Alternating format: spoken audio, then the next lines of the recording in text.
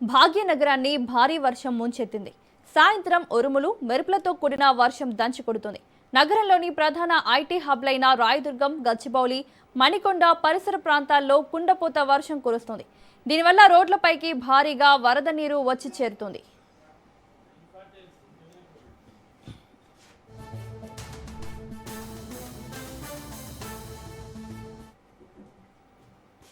మరోవైపు బంజారాహిల్స్, జూబ్లీహిల్స్, పంచగుట్ట వంటి ప్రముఖ వ్యాపార నివాస ప్రాంతాల్లో ఏకధాటిగా వర్షం పడుతుంది. నాంపల్లి, మెహదీపట్నం, టోలీచౌకి, గోల్కొండ సహా నగరంలోని అన్ని ప్రాంతాలు వాన జల్లులతో తడిసిపోతున్నాయి.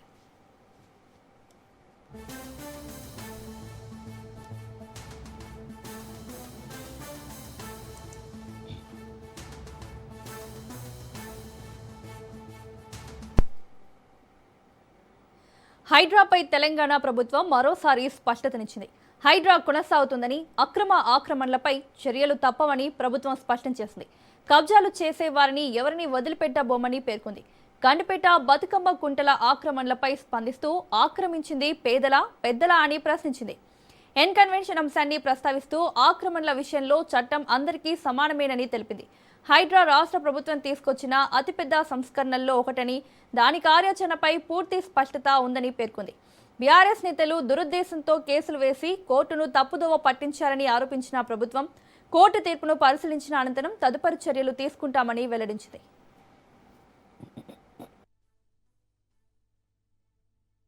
దొంగలంటారు, కబ్జా కోర్లు అంటారు, బీఆర్ఎస్ వాళ్ళు అంటారు. చెరువులను, నాలాలను, గుంటలను కబ్జా పెట్టుకొని ప్రభుత్వ భూములను, ప్రభుత్వ పార్కులను కబ్జాలు పెట్టుకున్న వాళ్ళు కోర్టులను తప్పుదోవ పట్టించి కంటెంప్ట్ ఆఫ్ కోర్ట్ అంటారు. కంటెంప్ట్ ఆఫ్ కోర్టు ఉంటే అధికారులను మార్చాలనే నిబంధన ఉంటే గతంలో సోమేష్ కుమార్ మీద 400 కంటెంప్ట్ కేసులు ఉన్నాయి.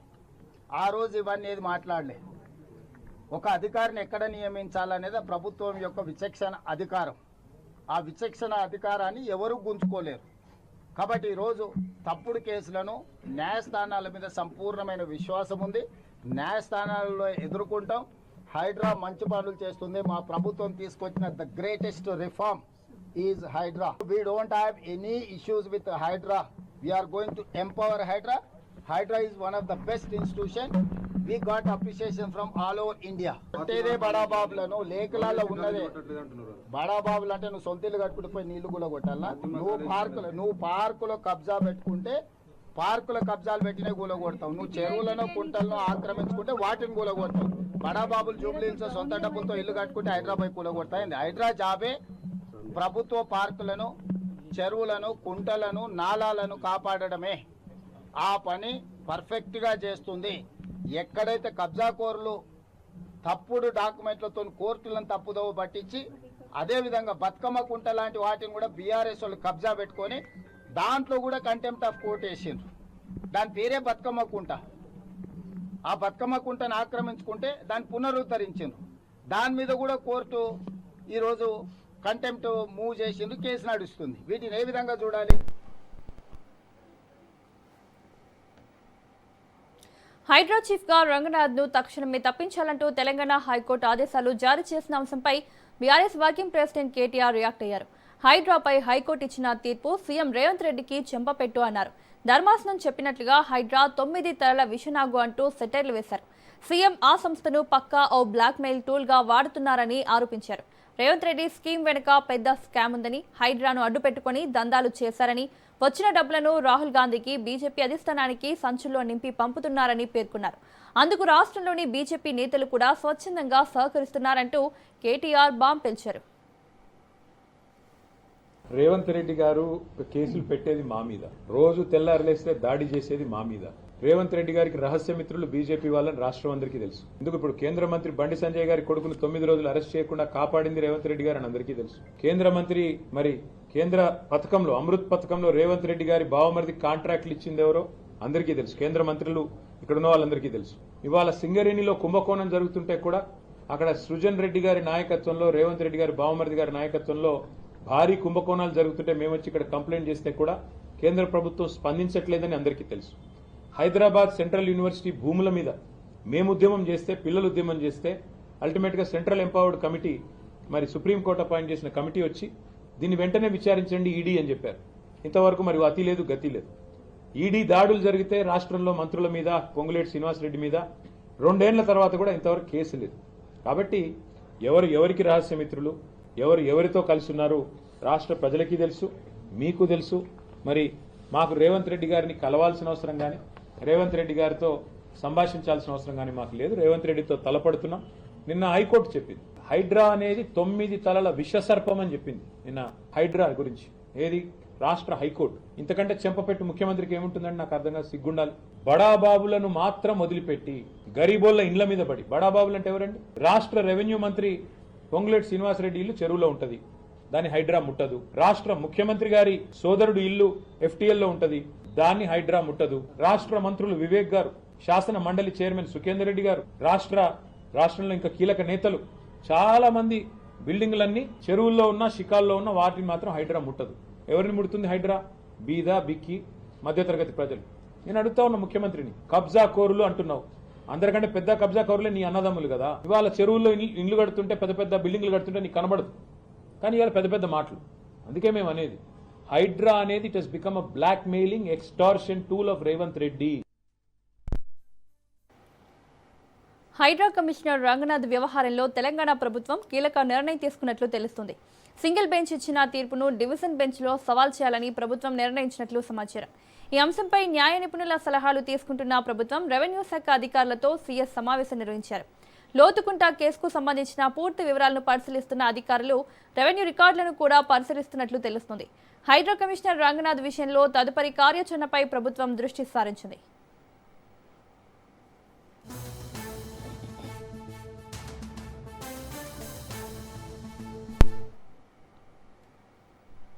ఢిల్లీ పర్యటనలో ఉన్న సీఎం రేవంత్ కేంద్ర మంత్రి శివరాజ్ సింగ్ చౌహాన్తో సమావేశమయ్యారు. ఈ భేటీలో రాష్ట్రానికి చెందిన పలు కీలక గ్రామీణాభివృద్ధి అంశాలు, గృహ నిర్మాణం, ఉపాధి హామీ పథకాల విస్తరణపై సుదీర్ఘంగా చర్చించారు. గత ప్రభుత్వ హయాంలో రాష్ట్రంలో గ్రామీణ గృహ నిర్మాణ రంగం తీవ్ర నిర్లక్ష్యానికి గురైందని ఈ సందర్భంగా కేంద్ర మంత్రికి రేవంత్ వివరించారు. ఈసారి నిరుపేదల సొంతింటి కలను నెరవేర్చేందుకు ప్రధాని ఆవాస్ యోజన గ్రామీణ్ 2.0 కింద తెలంగాణకు 11.56 లక్షల ఇళ్లను కేటాయించాలని కోరారు. అదే సమయంలో రాష్ట్ర ప్రభుత్వం ప్రతిష్టాత్మకంగా అమలు చేస్తున్న ఇందిరమ్మ ఇళ్ల నిర్మాణ పనులను ఉపాధి హామీ జాబితాలో చేర్చి దాని ద్వారా లబ్ధిదారులకు 90 రోజుల పాటు పని కల్పించి ఆర్థిక భరోసా ఇవ్వాలని విజ్ఞప్తి చేశారు.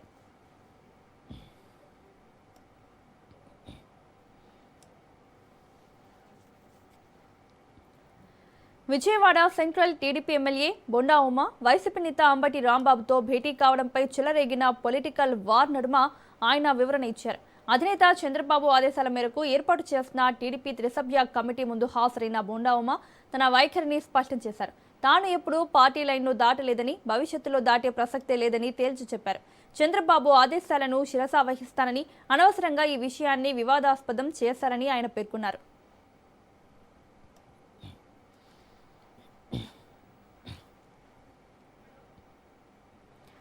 కాపు ఉద్యమ నాయకుడు ముద్రగడ పద్మనాభం సంస్మరణ సభకు వెళ్లిన సమయంలో అక్కడ వైసీపీ నేతలను కలవాల్సి వచ్చిందని బొండా ఉమా కమిటీకి వివరించారు. అంబటి రాంబాబుతో తనకు దాదాపు 3 దశాబ్దాలుగా వ్యక్తిగత పరిచయం ఉందని, ఆ క్రమంలోనే ఆయన తన వద్దకు వచ్చి పలకరించారని తెలిపారు. తాము కేవలం కాపు సామాజిక వర్గ సమస్యలపైనే సాధారణంగా మాట్లాడుకున్నామని, అంతకు మించి ఎటువంటి రాజకీయ చర్చలు జరగలేదని వివరణ ఇచ్చారు. అయితే కొందరు దుష్టశక్తులు ఈ చిన్న విషయాన్ని విపరీతంగా ట్రోల్ చేస్తూ సోషల్ మీడియాలో తన మాటలను వక్రీకరించారని ఆవేదన వ్యక్తం చేశారు.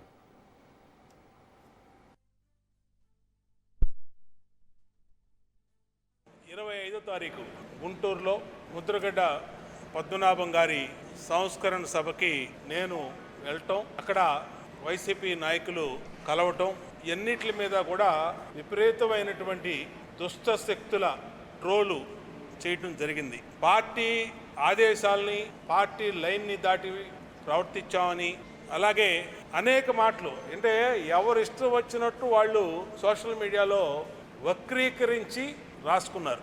మొదటి నుంచి నేను 25 సంవత్సరాలు ఈ పార్టీలోకి వచ్చి, తెలుగుదేశం పార్టీలో బోండా ఉమా ఏ రోజు కూడా పార్టీ ఆదేశాలు, పార్టీ లైను దాటడో.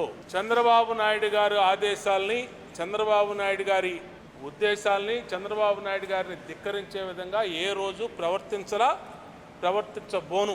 భవిష్యత్తులో కానీ ఇప్పుడు కానీ మీరే ఆలోచన కూడా బోండామాకు లేదు. అక్కడ జరిగినటువంటి విధానం, అక్కడ జరిగినటువంటి కలయిక వేరు. దాన్ని విపరీతమైనటువంటి ధోరణితో కొన్ని దుష్ట శక్తులు వాళ్ళకు అనుకూలమైనటువంటి భాషలో వాళ్ళు తీసుకొచ్చారు.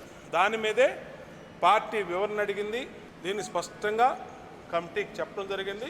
ఇప్పుడు కోఆర్డినేషన్ అంటే ఏ విధంగా భవిష్యత్తులో కూడా మళ్ళా ఇలాంటి సంఘటనలు వైసీపీ ఉన్నటువంటి నాయకులు ఉన్నటువంటి మీటింగులకి ఏదైతే పార్టీ స్పష్టమైన ఆదేశాలు ఇప్పుడు వచ్చినాయో దాన్ని ఇలాంటి సంఘటనలు పునరావృతం కాకుండా కూడా చూసుకుంటామని చెప్పి స్పష్టంగా పల్లా శ్రీను గారికి, రామానాయుడు గారికి చెప్పడం జరిగింది.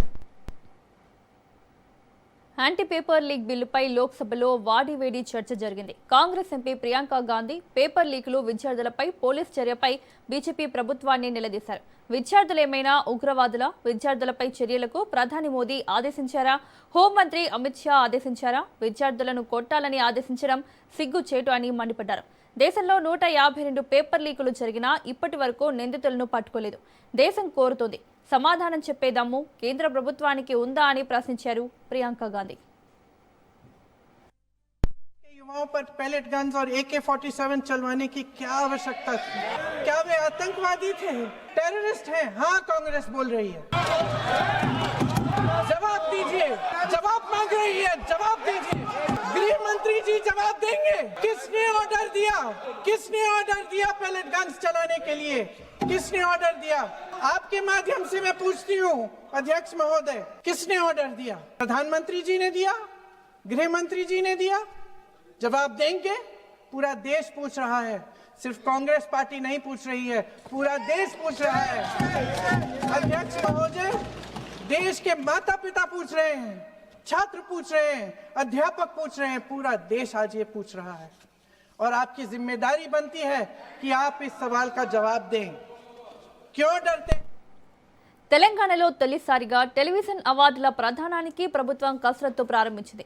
అవార్డుల రూపకల్పన, ప్రత్యేక లోగో, అవార్డుల పేరు, వివిధ కేటగిరీలు, మార్గదర్శకాలపై మంత్రి కోమటిరెడ్డి వెంకటరెడ్డి అధ్యక్షతన ఉన్నత స్థాయి సమావేశం జరిగింది. ఈ సందర్భంగా టెలివిజన్ అవార్డులకు మాజీ ప్రధాని పివి నరసింహారావు పేరు పెట్టే అంశాన్ని ముఖ్యమంత్రి రేవంత్ రెడ్డితో చర్చిస్తామని మంత్రి తెలిపారు. అవార్డుల ఎంపిక పూర్తి స్థాయి పారదర్శకంగా ఉండాలని, తెలంగాణ ఆత్మను ప్రతిబింబించేలా లోగో, అవార్డుల పేరును రూపొందించాలని కమిటీకి సూచించారు.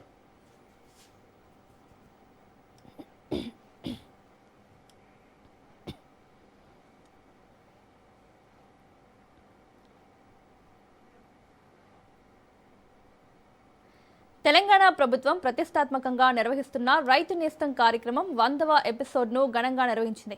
రైతు చింతకు నూతన సాంకేతికతను చేరవేయడమే రైతు నేస్తం ప్రధాన లక్ష్యమని మంత్రి తుమ్మల అన్నారు. రాష్ట్ర వ్యాప్తంగా 1600 రైతు వేదికల నుంచి లక్షలాది మంది రైతులు పాల్గొనగా ఇప్పటి వరకు 100 ఎపిసోడ్ల ద్వారా 27 లక్షల మందికి పైగా రైతులు ప్రయోజనం పొందినట్లు తెలిపారు. రైతులు, శాస్త్రవేత్తలు, అధికారులను ఒకే వేదికపైకి తీసుకొచ్చిన దేశంలోనే తొలి డిజిటల్ కార్యక్రమం ఇదేనని చెప్పారు.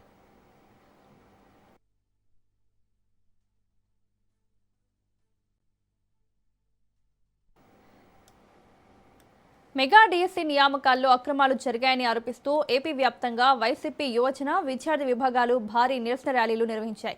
డిఎస్సీ వ్యవహారంపై సీబీఐతో సమగ్ర విచారణ జరిపించాలని, విద్యాశాఖ మంత్రి లోకేష్ తన పదవికి రాజీనామా చేయాలని డిమాండ్ చేశారు. కాకినాడ, గుంటూరు, అనంతపురం, ఏలూరు, శ్రీకాకుళం జిల్లాల్లో జరిగిన ఈ నిరసన కార్యక్రమాల్లో పార్టీ నాయకులు, యువత, విద్యార్థులు, నిరుద్యోగులు పెద్ద సంఖ్యలో పాల్గొన్నారు.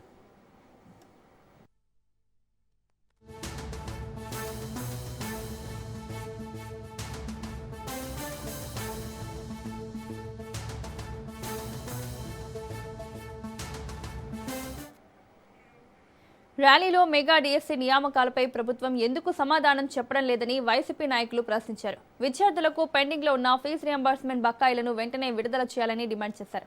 డిఎస్సీ నియామకాల్లో జరిగినట్లు ఆరోపిస్తున్న అక్రమాలపై సీబీఐ దర్యాప్తు జరిపించాలని కోరుతూ నినాదాలు చేశారు.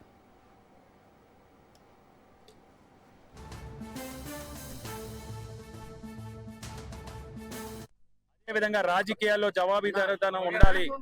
రాజకీయాల్లో విద్యార్థుల జీవితాల్లో, నిరుద్యోగ యువతీయువకుల జీవితాలతో ఆడుకోవాలంటే, రేపొద్దున భయపడాలి అంటే తప్పకుండా ఈ రోజు ఆంధ్రప్రదేశ్ రాష్ట్రంలో జరిగిన ఆంధ్రప్రదేశ్ రాష్ట్రంలో జరిగిన డిఎస్సి స్కామ్ కు సంబంధించి ఈ యొక్క దోపిడీ పార్టీ యొక్క వారసుడు, దోపిడీ పార్టీకి వారసుడు ఎవరైతే ఉన్నారో, దోచుకునే పార్టీకి వారసుడు ఎవరైతే ఉన్నారో ఈ రాష్ట్ర విద్యాశాఖ మంత్రి లోకేష్ తక్షణం రాజీనామా చేయాలని డిమాండ్ తో ఈ రోజు రాష్ట్ర వ్యాప్తంగా ఉన్న నిరుద్యోగ యువతి యువకులు గాని విద్యార్థులు గాని పెద్ద ఎత్తున పోరాటం చేస్తున్నారు.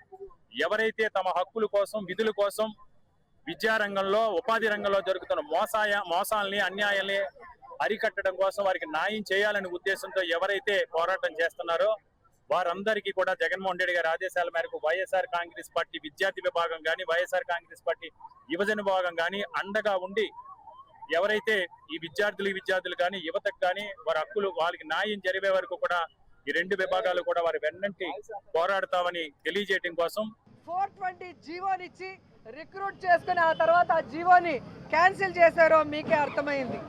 మరి జగన్మోహన్ రెడ్డి అడిగిన ప్రశ్నలకి 2 నెలలు అవుతున్నా ప్రెస్ మీట్ పెట్టి సమాధానం చెప్పే దమ్ము ధైర్యం లేని లోకేష్ ఈరోజు రాష్ట్ర వ్యాప్తంగా ఉద్యమం చేస్తున్నారని తెలుసుకొని నిన్న ఎక్కడో జగన్ దమ్ముంటే రా నువ్వో నేనో తేల్చుకుందాము అంటున్నాడు. జగనన్న దమ్ము ధైర్యం గురించి సోనియా గాంధీని అడుగు, మీ నాన్న చంద్రబాబు నాయుడుని అడిగితే తెలుస్తుంది నారా లోకేష్ అని కూడా ఈ సందర్భంగా తెలియజేస్తున్నా. నీకు జగనన్న అవసరం లేదు. ఈరోజు రాష్ట్ర వ్యాప్తంగా ఏ జిల్లాకు వెళ్ళినా మా నాయకులు కనిపిస్తారు. టైం నువ్వు చెప్పు, ప్లేస్ నువ్వు చెప్పు, ఏ ప్రాంతానికి వస్తావో ఆ ప్రాంత నాయకులు రెడీగా ఉన్నారు. స్పోర్ట్స్ పర్సన్స్కి ఇవ్వకుండా దొంగదారిన 420 జీవోతో ఇచ్చింది నిజం కాకపోతే సిబిఐ విచారణ చేయించమని డిమాండ్ చేస్తున్నామని కూడా ఈ సందర్భంగా తెలియజేసుకుంటున్నాం. విద్యాశాఖ మంత్రి మాత్రం డిఎస్సి జరిగినటువంటి పరీక్షల్లో అవకతవకలు జరిగినాయి, సర్టిఫికేట్స్, స్పోర్ట్స్ కోటా సర్టిఫికేట్స్ అవకతవకలు జరిగినాయి, విద్యార్థుల ఎంపికలు అవకతవకలు జరిగినాయి. అయినా సరే నాదేం తప్పులేదు అన్నటువంటి విధంగా నిమ్మకి నీరెత్తినట్టుగా ఈరోజు ఈ రాష్ట్రంలో ఉన్నటువంటి విద్యాశాఖ మంత్రి స్పందించేటువంటి పరిస్థితి లేదు. సిబిఐ ఎంక్వైరీ వేయరు, మంత్రి రాజీనామా చేయడు, తిరిగి వారు చేసినటువంటి తప్పుల్ని కప్పిపుచ్చుకునేటువంటి కార్యక్రమం చేస్తా ఉన్నారు. సో దీని మీద ఎట్టి పరిస్థితుల్లో రాష్ట్రంలో ఉన్నటువంటి యువత అంతా కూడా తిరగబడాలి, కేంద్రంలో రాష్ట్రంలో ఉన్నటువంటి విద్యాశాఖ మంత్రి రాజీనామా చేయాలనేటువంటి ఉద్దేశంతో ఈ కార్యక్రమాన్ని చేశాం. విద్యార్థి విభాగం తరఫున అలాగే డిఎస్సిలో మోసపోయినటువంటి డిఎస్సి పరీక్షకి హాజరైనటువంటి సుమారుగా 3 లక్షల పైచీలకు అభ్యర్థుల తరఫున, యువత తరఫున మేము ప్రశ్నిస్తున్నాం. ఖచ్చితంగా నారా లోకేష్ నాయుడు, నీకు నీతి నిజాయితీ ఉంటే, నీకు నైతిక విలువలు ఉంటే రాజీనామా చేయమని డిమాండ్ చేస్తున్నాం. నీ రాజీనామా చేసేంత వరకు కూడా విద్యార్థి లోకం తరఫున గాయపడ్డ, దగాపడ్డ డిఎస్సి పరీక్షకు హాజరైనటువంటి 3 లక్షల పైచీలకు అభ్యర్థుల తరఫున, ఈ రాష్ట్ర యువత తరఫున వైఎస్ఆర్ కాంగ్రెస్ పార్టీ పోరాటం చేస్తూనే ఉంటుందని చెప్పి హెచ్చరిక చేస్తారు. AP assembly deputy speaker Raghurama Krishnamraju కీలక వ్యాఖ్యలు చేశారు. రామాలయ నిర్మాణంపై దాఖలైన పిటిషన్ను సుప్రీంకోర్టు కొట్టివేసిందని, హైకోర్టు తీర్పులో జోక్యం చేసుకోలేమని అత్యున్నత న్యాయస్థానం స్పష్టం చేస్తున్నారు. ఈ తీర్పును ప్రతి ఒక్కరూ గౌరవించాలని పిలుపునిచ్చారు. రామాలయ నిర్మాణంలో ఎలాంటి రాజకీయ కుట్ర లేదని, ఇది ఎవరి విజయం ఎవరి ఓటమి కాదని, శ్రీరాముడే తన ఆలయాన్ని నిర్మించుకుంటున్నారని వ్యాఖ్యానించారు.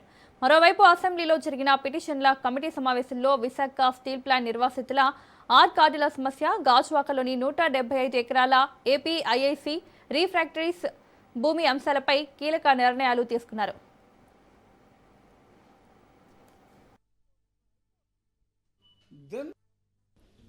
కోర్టుకి గతంలో హైకోర్టులో జరిగిన విషయాలు తెలీదు. సో ముందుగా హైకోర్టులో ఏదన్నా ఉంటే మీరు హైకోర్టులో వేసుకోవచ్చు కదా అని సుప్రీంకోర్టు అన్నప్పుడు మా న్యాయవాది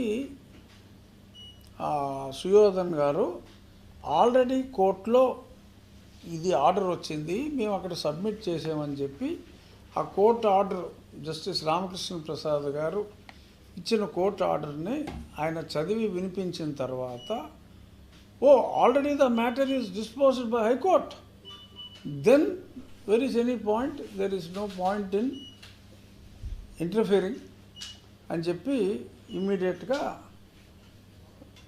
సుప్రీంకోర్టు ఆ ఇష్యూని వీఆర్ డిస్మిసింగ్ అని చెప్పి చెప్పడం జరిగింది.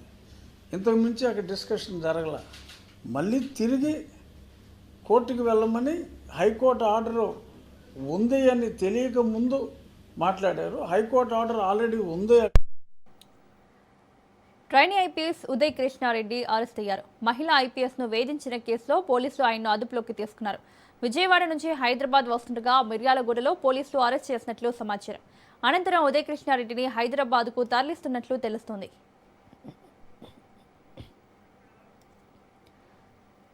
రాజన్న సిరిసిల్ల జిల్లాలో ధాన్యం కుంభకోణం వ్యవహారం మరోసారి ఉద్రిక్తతకు దారితీసింది. ధాన్యం విక్రయించినా తమకు రావాల్సిన డబ్బులు ఇప్పటికీ అందలేదంటూ బాధిత రైతులు ఆందోళనకు దిగారు. వేములవాడ పట్టణంలోని మార్కండేయ నగర్లో కుంభకోణం ఆరోపణలు ఎదుర్కొంటున్న మధుకర్ ఇంటి వద్దకు చేరుకున్న రైతులు నిరసన చేపట్టారు. నిర్మాణంలో ఉన్న ఇంటి 2వ అంతస్తు పైకి ఎక్కి తమకు న్యాయం చేయాలని డిమాండ్ చేశారు. ఇక్కడ కూర్చొని ధర్నా చేయడం జరుగుతుంది. మాకు డబ్బులు పడేదాకా మేము ఇక్కడి కదిలేదు లేదు. మా డబ్బులు మాకు పడాలి. పడేదాకా మేము ఇక్కడి కదిలేదు లేదు. వేములవాడ రూరల్ మండలం లోపల నూకలమర్రికి చెందినటువంటి 3 లారీలు, అదే విధంగా మరిపల్లి సంతకు సంబంధించినటువంటి 4 లారీలు, ఇవి దీని లోపల రైతులు మల్లారంకు సంబంధించిన రైతులు, మరిపల్లికి సంబంధించిన రైతులు, నూకలమర్రికి సంబంధించిన రైతులు దాదాపు ఈ 4-6 లారీలను ఈ మధుకరణటైనే మరి నేరుగా విజయవాడ తీసుకుపోయి అమ్ముకోవడం జరిగింది. ఇది దాదాపుగా ట్రక్ షీట్ అనేది ఉన్నది. ట్రక్ షీట్ ఉన్నది, రైతులకు పైసలు రావాలి. వాస్తవంగా వీడైతే విజయవాడలో అమ్ముకున్నటువంటి పైసలను రికవర్ చేయవలసిన బాధ్యత ప్రభుత్వం పై ఉన్నది, కలెక్టర్ గారి పైన ఉన్నది. ఈ రైతులందరూ మరి దాదాపు ప్రజావాణి లోపల కానివ్వండి. మహబూబాబాద్ జిల్లాలో మిర్చి రైతుల ఆందోళన ఉద్రిక్తంగా మారింది. 3 నెలల క్రితం మిర్చి విక్రయించినప్పటికీ ఇప్పటికీ డబ్బులు చెల్లించలేదంటూ రైతులు మహబూబాబాద్ వ్యవసాయ మార్కెట్ కార్యాలయం ప్రధాన గేట్కు తాళం వేసి ధర్నాకు దిగారు. ఈ క్రమంలో ఓ రైతు ఒంటిపై పెట్రోల్ పోసుకుని ఆత్మహత్య యత్నానికి పాల్పడగా market chairman Sudhakar Naik, SI ఉమాలు అప్రమత్తమై అడ్డుకున్నారు. మిర్చి కొనుగోలు చేసి రైతులకు బకాయిలు చెల్లించకుండా తిప్పుతున్నారని ఆరోపిస్తున్న ఎన్ఎస్ ట్రేడర్స్ పై వెంటనే చర్యలు తీసుకోవాలని రైతులు డిమాండ్ చేస్తున్నారు.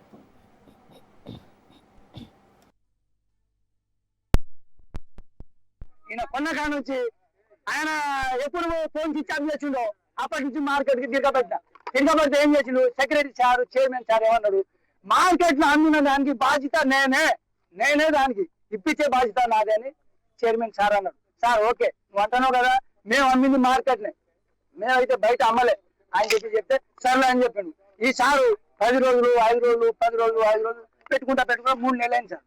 3 నెలలు కాదు సార్, ఇప్పుడు మా బాధ తట్టుకోలేని పరిస్థితి ఉన్నది సార్. నువ్వు అసలు పట్టుకున్నావు సార్ అంటే అయితే ఈ సార్ ఏం చేసిండు, వాడి నాయనకు, వాని అన్నకు, వాని భార్యకు పిలిపించి pan India icon star Allu Arjun హైదరాబాద్లో తన అభిమానులతో ప్రత్యేకంగా సమావేశమయ్యారు. యూసఫ్గూడ్లోని శౌర్య భవన్లో అల్లు అర్జున్ ఫ్యాన్స్ అసోసియేషన్ ఆధ్వర్యంలో నిర్వహించిన ఈ కార్యక్రమం అత్యంత ఉత్సాహభరితంగా సాగింది.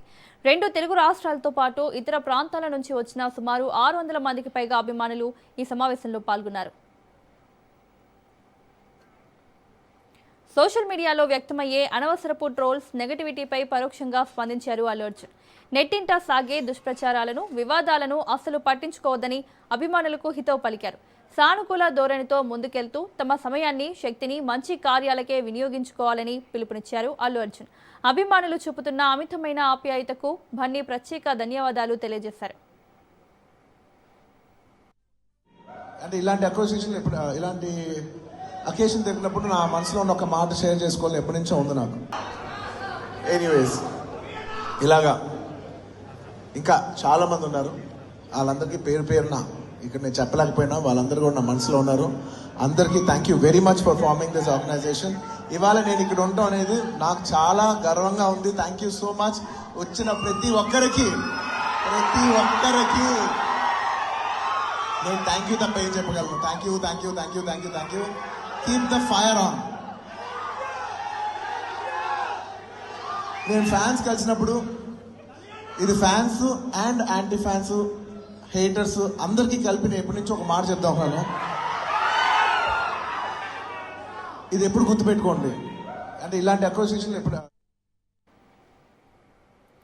పార్లమెంట్ మార్చి సందర్భంగా జంతర్ మంతర్ వద్ద చెలరేగిన హింస, విద్యార్థులపై పోలీసుల దమనకాండపై సుప్రీంకోర్టుతో పాటు ఎన్హెచ్ఆర్సీ తీవ్రంగా స్పందించాయి. శాంతియుత ఆందోళనలను అణచివేయడంపై సుప్రీంకోర్టు ఆగ్రహం వ్యక్తం చేయగా, ఆందోళనకారులపై పెల్లెట్ గన్లు, ఎలక్ట్రిక్ లాఠీలు, మేకులు అమర్చిన లాఠీలు వాడడం పట్ల సీజే అభ్యంతరం వ్యక్తం చేశారు. ఈ దాడుల్లో ఓ యువకుడు కంటి చూపు కోల్పోయాడని, యువతిని ఐసీయూలో చేర్చాల్సి వచ్చిందని మాజీ న్యాయమూర్తి నేతృత్వంలో సిట్ ఏర్పాటు చేయాలని ఆదేశించింది. దేశంలోని గుర్తింపు పొందిన మీడియా సంస్థలకు సుప్రీంకోర్టు కీలక ఊరటించింది. కోర్టు విచారణలు, కేసులపై వార్తలను యథావిధిగా ప్రసారం చేయడంపై ఎలాంటి ఆంక్షలు లేవని స్పష్టం చేసింది. వార్తా సంస్థల రిపోర్టింగ్ హక్కులకు ఎలాంటి భంగం కలగదని సర్వోన్నత న్యాయస్థానం పేర్కొంది. అయితే కోర్టు ఆడియో, వీడియో రికార్డింగ్స్ దుర్వినియోగాన్ని అరికట్టేందుకు కఠిన మధ్యంతర ఉత్తర్వులు జారీ చేసింది.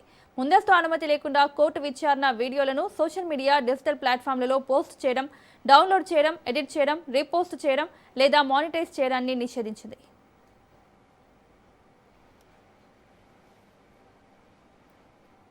ప్రధాని మోదీకి సంబంధించిన వీడియోను ఫేస్బుక్లో కొద్దిసేపు నిలిపివేసిన ఘటనపై కేంద్ర ప్రభుత్వానికి మెటా క్షమాపణ చెప్పింది. ఇది ఉద్దేశపూర్వకంగా జరగలేదని, సాంకేతిక లోపం వల్లేనని వివరణ ఇచ్చింది. పొరపాటు గుర్తించిన వెంటనే వీడియోను పునరుద్ధరించినట్లు మెటా ప్రతినిధి వెల్లడించారు. జపాన్లో భారీ భూకంపం వచ్చింది. రిక్టర్ స్కేలుపై 7.1 తీవ్రత నమోదైంది. నాగసాకికి 80 కిలోమీటర్ల దూరంలో భూకంప కేంద్రాన్ని గుర్తించారు. దీంతో జపాన్ అధికారులు సునామీ హెచ్చరికలు జారీ చేశారు. కొన్ని సెకండ్ల పాటు భూమి కంపించడంతో ప్రజలు భయాందోళనతో పరుగులు తీశారు.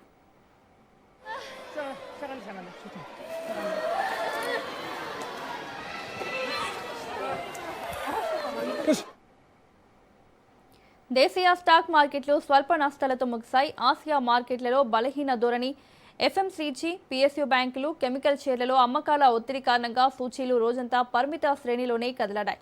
అయితే ఐటీ షేర్లలో బలమైన కొనుగోళ్లు నష్టాలను కొంతమేర తగ్గించాయి. సెన్సెక్స్ 69.86 పాయింట్లు తగ్గి 76,765 వద్ద ముగిసింది. ఎన్ఎస్ఈ నిఫ్టీ 10.60 పాయింట్లు క్షీణించి 23,985.35 వద్ద స్థిరపడింది. దిగుమతి వస్తువుల ధరలు తగ్గడం, బ్యాంకుల నుంచి డాలర్ల సరఫరా కొనసాగడంతో రూపాయి వరుసగా మూడో రోజు బలపడింది.